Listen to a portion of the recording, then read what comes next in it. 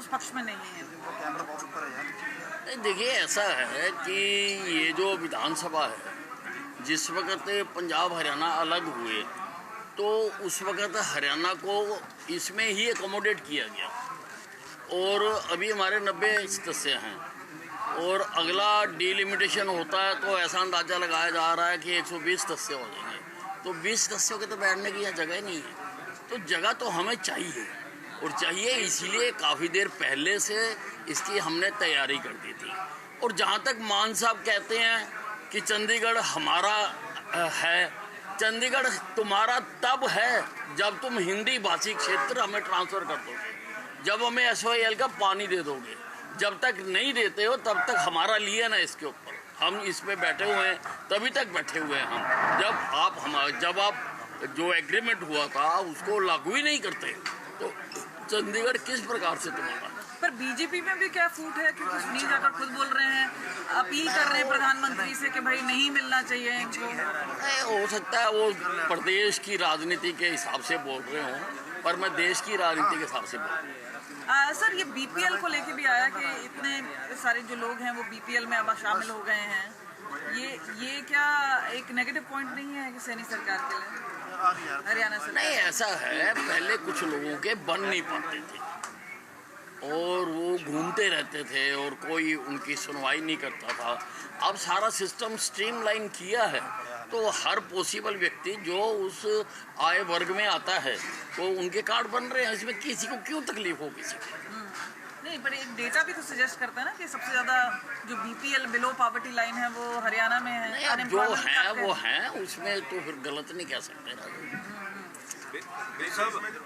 एक पंजाब की जो अपोजिशन पार्टियां हैं या रूलिंग पार्टी है वो लगातार ही अलग विधानसभा को लेके कहा जा रहा है कि किराएदार मालिक नहीं बनने देंगे और यहाँ पर चंडीगढ़ पर पंजाब का ही हक है, किसी भी बर्दाश्त नहीं की जाएगी कि अलग उसका मैंने जवाब दे दिया।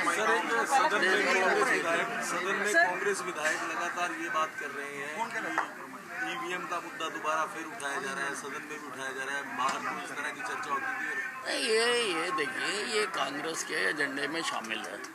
इनको जो इन्होंने झूठ बोलने की यूनिवर्सिटी बनाई है उसके अंदर बकायदा ये सिलेबस है कि अगर तुम हार जाओ तो तुमने फिर पहले तो चुनाव आयोग को दोष लगाना और फिर आपने EVM को दोष लगाना। ये इनको सिखाया जाता है। मैं हुड्डा साहब से पूछना चाहता हूँ कि जिन सीटों से आप जीते हो क्या वहाँ EVM ठीक थी?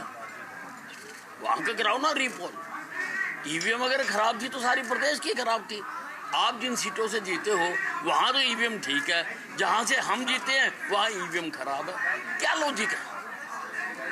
आप एडवोकेट हैं, आप इस तरह की बातें आपके मुंह से शोभा नहीं देती हैं। आप रीपोल करो जहाँ से आप कांग्रेस के MLA जीते हैं। अगर आप कहते हो कि EVM खराब है तो यू सेट एन एग्जाम्पल, एक एग्जाम्पल सेट करो आप।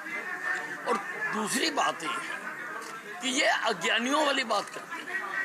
EVM जब इलेक्शन कमीशन से जारी होती हैं तो वहाँ पर सारे पार्टियों के नुमाइंदों से चेक कराई जाती है। जब यहाँ पर आके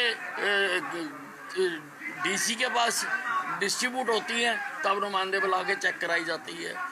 जिस दिन पोलिंग स्टेशन पे EVM खोली जाती है तब उस दिन सारे पार्टी के नुमाइंदों से बुला के चेक कराई जाती है।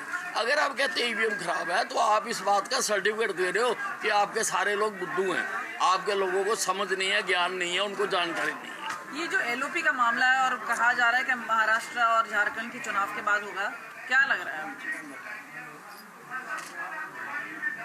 नहीं, महाराष्ट्र और चुनाव में भारतीय जनता पार्टी जीतने जा रही है पूरी तरह से। नहीं, जो ये कह रहे हैं कि लीडर ऑफ ऑपोजिशन है वो तब चुने जाएंगे जब यहाँ पे चुनाव खत्म हो जाएंगे। क्या लग रहा है आपको? क्या ऐसा है, लीडर ऑफ ऑपोजिशन पार्टियों के चुने जाते हैं, धड़ों के नहीं चुने जाते। ये एक पार्टी नहीं है, ये भिन्न भिन्न धड़े हैं जो इकट्ठे हो गए थे चुनाव को सामने देखकर, इसीलिए इनका फैसला नहीं हो पा रहा। अब वो आसान भी नहीं है फैसला करना।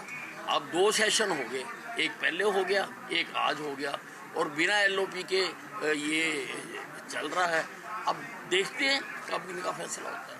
अमित साहब कल अशोक अरोड़ा जी बोल रहे थे कि आपकी जान को खतरा है, सरकार से उन्होंने सुरक्षा की बात की। हकीकत क्या है सर, वाकई कोई थ्रेट आया आपको या जान का खतरा है अभी आज के समय में? नहीं, मैंने जो उस वक्त के चीफ सेक्रेटरी थे उनको लिख के भी दे दिया था, सारा अवगत भी करा दिया था, और फ़ोन पे भी मेरी उनके साथ डिटेल्ड बात हो गई थी। तो वो क्या करते हैं वो समय बताते हैं। सर, आपकी सुरक्षा घटाए जाने को लेकर सीएम पर भी सवाल उठाए गए। ये कहा कि फिर इसके लिए कौन जिम्मेदार है कि इस तरह की अगर सरकार में रहते हुए एक सीनियर आदमी ऐसे कहते हैं कि मेरी सुरक्षा घटाई गई? नहीं, इसीलिए अगर मैंने कोई बात उठाई है तो बात सीरियस है तभी उठाई है, नहीं तो मैं जिस उस पर हूँ मैं छोटी मोटी बात क्यों उठाऊँ? क्या लग रहा है फिर आपको? आपकी नहीं, अब इसकी कभी जांच होगी तभी पता लगेगा। आज तक तो किसी ने आके मेरे को पूछा नहीं है। एक राज्यपाल के अभिभाषण को लेकर विपक्ष ये कह रहा है कि कुछ भी नया नहीं है, विजनरी डॉक्यूमेंट होता है सरकार का, लेकिन कुछ नया नहीं है, अब सब पुरानी बातें हैं, कोई नया विजन नहीं रखा सरकार। देखिए, पहला सेशन है, सरकार की जो प्रतिबद्धताएं थीं चुनाव के दौरान उन सारों का इसमें जिक्र किया गया, और मैं 7 बार का विधायक हूँ। अपोजिशन कोई भी हो उनका एक डायलॉग कॉमन होता है। अगर आप सर्च मारोगे कॉमन डायलॉग कि कुछ भी नया नहीं है तो ये उनका कॉमन डायलॉग। ठीक है।